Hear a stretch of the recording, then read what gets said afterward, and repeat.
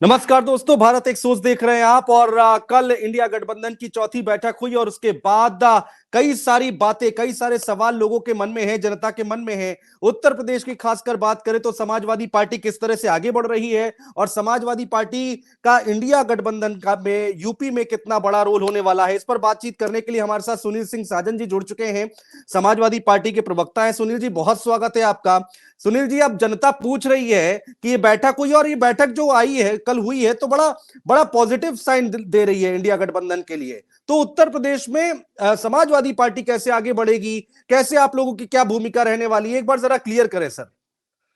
देखिए, इंडिया गठबंधन की ये चौथी बैठक और इस चौथी बैठक में एक बात साफ हो गई है कि इंडिया गठबंधन मजबूती के साथ देश की जनता के, देश के किसानों के, देश के गरीब के, देश के बेरोजगारों का जो मुद्दा है उस मुद्दे को लेकर के 2024 के चुनाव में जा रहे हैं। और बीजेपी को हराने के लिए हमारे नेता माननीय अखिलेश यादव जी ने कई बार इस बात को कहा है कि जब तक बीजेपी उत्तर प्रदेश नहीं हारेगी तब तक देश की गद्दी से उसको नहीं हटाया जा सकता है। और मुझे लगता है कि जिस तरीके से कल की बैठक हुई है और बैठक में पॉजिटिव साइन है, सब लोगों ने एक सुर से कहा कि देश के लोकतंत्र को बचाने के लिए, देश के किसानों की दोगुनी आय करने के लिए, देश की सीमाओं को बचाने के लिए और देश में जो सामाजिक ताना बाना है जिसको बीजेपी आरएसएस ने बिगाड़ा है उसको बनाए रखने के लिए, महंगाई के खिलाफ, बेरोजगारी के खिलाफ ये इंडिया गठबंधन ही लड़ेगा। और इंडिया गठबंधन जब सरकार में आएगा जी, जो हमारी मांगे हैं वो जाति जनगणना की हो, महंगाई को लेकर के हो, रोजगार को लेकर के हो, उन सब पर हम लोग काम करेंगे।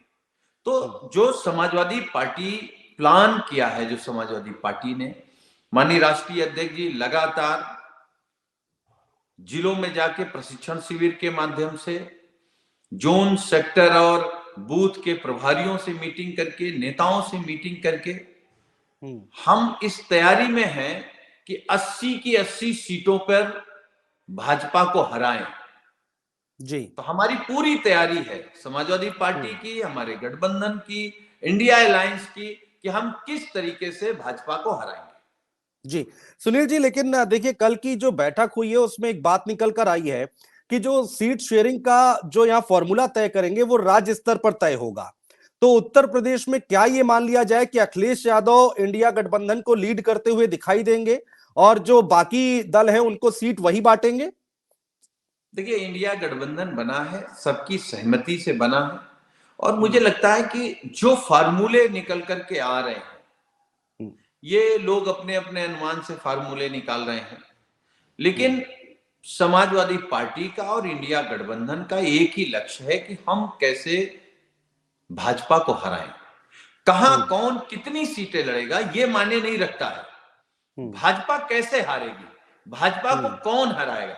और ये स्वाभाविक है राजनीति में, जो दल बड़े हैं अपने अपने राज्यों में, जो बीजेपी को हरा सकते हैं, उनके हिसाब से उनके नेतृत्व में चुनाव होगा। लेकिन चुनाव पूरे देश में इंडिया गठबंधन के नेतृत्व में होने जा रहा है।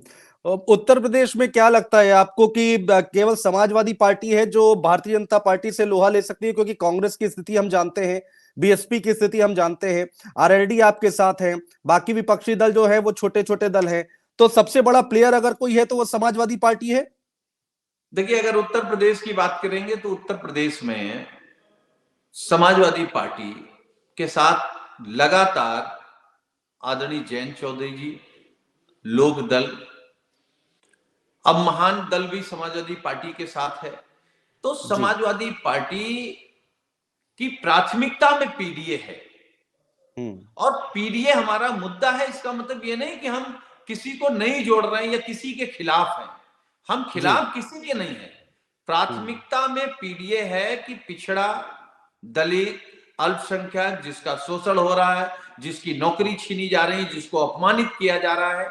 तो ये समाजवादी विचारधारा हमेशा से लड़ाई रही है कि हम गरीबों को, महिलाओं को, पिछड़े, दलित, वंचित, शोषित, पीड़ित लोगों की लड़ाई लड़ेंगे, तो वो हमारी प्राथमिकता में रहेगा। लेकिन हम सबको जोड़ करके, सबको साथ लेकर के भारतीय जनता पार्टी को हराएंगे। सुनील जी देखिए, आज आजकल क्या है ना कि जनता बहुत जल्दी सब कुछ जानना चाहती है, कोशिश करती है कि जल्दी जल्दी खबरें मिले।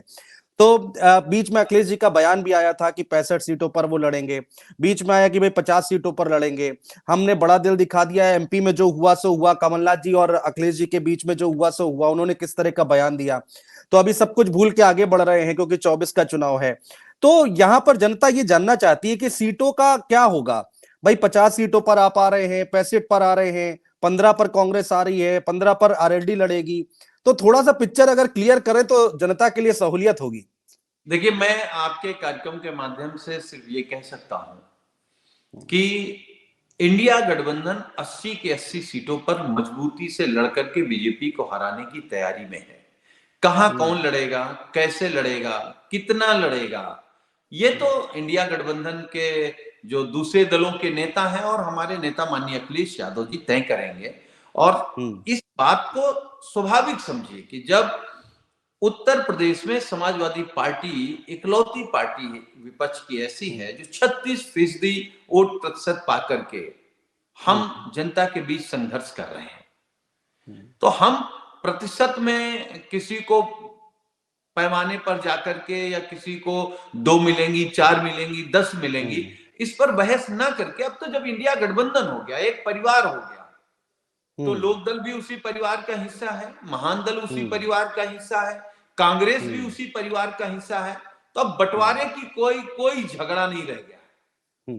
मायावती से नाराजगी है क्या सुनील जी? मायावती से कोई नाराजगी है क्या? क्योंकि ये भी खबरें निकल कर आई हैं कि कल बहुत तल्ख तेवर में अखिलेश जी ने वहां इंडिया गठबंधन में बोला और राहुल गांधी ने कहा कि नहीं ऐसा कुछ नहीं है, वो गठबंधन में नहीं आएंगी। तो उसके बाद ये भी खबर निकल कर आई कि अखिलेश जी ने कहा कि आप अपना स्टैंड क्लियर कीजिए, नहीं तो हम अपना स्टैंड क्लियर करेंगे। कितनी सच्चाई है इस बात पर? देखिए, अब ये अंदर की बात मीडिया तक आ जाती है, हम लोगों तक तो आ नहीं पाती है। तो अंदर की बात क्या हुई, आप लोगों तक क्या खबरें आई हैं, हम लोगों तक, हम तो वर्कर हैं, हम लोगों तक सिर्फ इतनी बात है कि इंडिया गठबंधन मिलकर के उत्तर प्रदेश में 80 की 80 सीटें हराने के लिए तैयार है। अच्छा, मल्लिकार्जुन खड़गे को बोला जा रहा है कि भाई उस पे ममता जी ने कह दिया है कि आप उन्होंने अपना प्रस्ताव रखा, अरविंद केजरीवाल जी ने उस पर समर्थन कर दिया। अगर उनको पीएम पद का उम्मीदवार बनाया जाता है, दलित चेहरा है, पीडीए को आप आगे लेकर भी चल रहे हैं, तो लगता है आपको बहुत सहूलियत होगी, या फिर ये फैसला कैसा है, आपका स्टैंड क्या है? नहीं, हम केवल एक बात कह सकते हैं, मुझे लगता है इंडिया परिवार में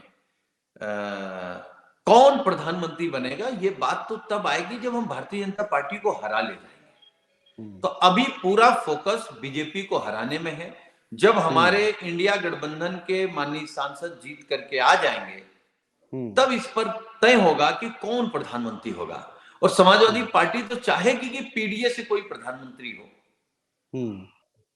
पीडीए से कोई, बिल्कुल आप चाहेंगे, और इसीलिए मैंने ये सवाल किया क्योंकि आप लोग पीडीए का बात लेकर आगे बढ़ रहे हैं और मल्लिकार्जुन खड़गे दलित चेहरा है बड़ा, इसलिए मैंने ये बात कही। तो ये बात खड़गे साहब ने भी कही थी सुनील जी कि अब पहले हम जीतेंगे, हराएंगे, उसके बाद हम तय करेंगे। उन्होंने भी बड़ापन दिखाया और किसी तरह के कोई इसमें उत्साह नहीं दिखाया। मुझे एक चीज बताइए सुनील जी, ये जो आज संसद में हो रहा है, आज फिर 2 सांसदों को निलंबित कर दिया गया, इसके पीछे की वजह क्या नजर आ रही है? भारतीय जनता पार्टी क्या सोच रही है? देखिए, भारतीय जनता पार्टी डरी हुई पार्टी है। सरकार जितना तानाशाह होती है उतना डरपोक भी होती है। वो विपक्ष को फेस नहीं करना चाहती, विपक्ष की बात नहीं सुनना चाहती, विपक्ष की आवाज नहीं सुनना चाहती, उसको विपक्ष दुश्मन लगता है। विपक्ष की आवाज किसकी होती है? विपक्ष की आवाज देश के किसानों की, देश के बेरोजगार नौजवानों की, अगड़े पिछड़े दलित मुसलमानों की, उन्हीं की तो बात है, महिलाओं की तो बात है। तो देश के मुद्दों से सरकार क्यों भागना चाहती है? क्या विपक्ष के लोग कोई अपने हक की बात कर रहे हैं, अपने लालच की बात कर रहे हैं? देश के मुद्दों की बात कर रहे हैं। और देश के मुद्दों से सरकार जिस तरीके से भाग रही है, पूरा समूचा देश देख रहा है। इसलिए पूरे समूचे देश ने संकल्प किया है कि अब बीजेपी को ही भगाना है। तो ये तो तानाशाह है, कहां लोकतंत्र है? एक तरफ माननीय प्रधानमंत्री जी सदन में कहते हैं कि विपक्ष हंगामा करे, अच्छी भी बात है, ये लोकतंत्र की परंपरा है। आप उसी परंपरा की हत्या कर रहे हैं, उसी लोकतंत्र को खत्म कर रहे हैं। क्या कभी आपने सुना है कि इतने माननीय सांसदों को एक साथ निलंबित कर दिया जाए? आप किसी की आवाज नहीं सुनना चाहते हैं तो आप फिर अपने कार्यालय में सदन चला लीजिए, अपने सांसदों को बुला करके आप कार्रवाई कर लीजिए। संसद भवन को क्यों बदनाम कर रहे हैं? वो तो मंदिर है, उस मंदिर में अपवित्र काम क्यों कर रही है भारतीय जनता पार्टी? एक घटना और हुई, धनखड़ साहब का जो वहां पर नकल उतारी गई, उसको लेकर भारतीय जनता पार्टी अब बहुत ज्यादा यहाँ पर एग्रेसिव हो गई और कह रही भाई जाटों का अपमान कर दिया। यहाँ पर जाट समाज समुदाय बहुत गुस्से में है, बहुत नाराज है। सोशल मीडिया देखिए पूरा छपा पड़ा है इस पर। देखिए ऐसा है, उपराष्ट्रपति महामहिम सबके लिए सम्मानित हैं। सब लोग, हम आप सब उस कुर्सी का, उस पद का सम्मान करते हैं, संवैधानिक पद है। लेकिन भारतीय जनता पार्टी जाति की बात करने लगती है। यही जाट समाज जब बीजेपी के खिलाफ आंदोलन कर रहा था तो कितना उत्पीड़न कर रही थी यही सरकार। ये कभी मुख्यमंत्रियों की जात ले आते हैं, कभी महामहिम राष्ट्रपति की जाति ले आते हैं, कभी उपराष्ट्रपति की जाति ले आए। तो ये सबसे ज्यादा जातिवादी पार्टी है। नहीं इनको सुनील लगता जी, है बीजेपी तो कहती है, हाँ प्रधानमंत्री जी तो कहते हैं कि हम जात पात पर तो विश्वास ही नहीं रखते हैं। हाँ, तो जाति गिना कौन रहा है? और मिमिक्री करना कौन सा अपराध है? क्या प्रधानमंत्री जी ने इसी सदन में मिमिक्री नहीं की? क्या इसी सदन में 50 करोड़ की गर्लफ्रेंड का जिक्र किसने किया? इसी सदन में एक महिला को शूर्पणखा की उपाधि किसने दी? तो मुझे लगता है कि इतना तो भारतीय जनता पार्टी के नेताओं में शर्म रहनी चाहिए, इतनी तो लाज रहनी चाहिए कि इतने निचले स्तर पे आकर के भारतीय राजनीति को उस पैदाने पर न खड़ा करें। सुनील जी, अब थोड़े बड़े कैनवास पे और बात करते हैं, उत्तर प्रदेश से थोड़ा बाहर निकलते हैं। इंडिया गठबंधन पूरे देश में किस तरह से आगे बढ़ेगा और किस तरह से सफलता पाएगा? बीजेपी को क्या आप लोग हरा पाएंगे?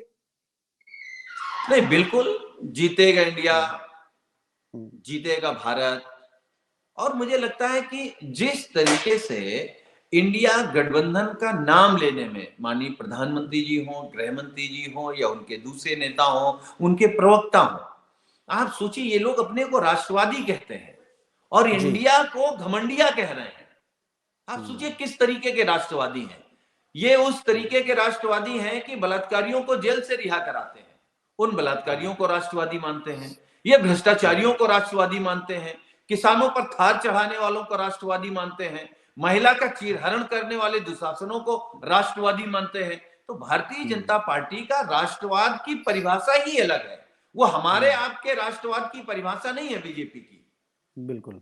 लेकिन सुनील जी देखिए, जो 3 हिंदी पट्टी के राज्य हुए, वहां चुनाव हुए हैं, मध्य प्रदेश, राजस्थान और छत्तीसगढ़, कांग्रेस के हाथ से निकल गए हैं और उसके बाद लोग कह रहे हैं कि भाई ये तो सत्ता का सेमीफाइनल था और तस्वीर बदलेगी। इसको कैसे, इसका तोड़ कैसे निकालेंगे आप लोग?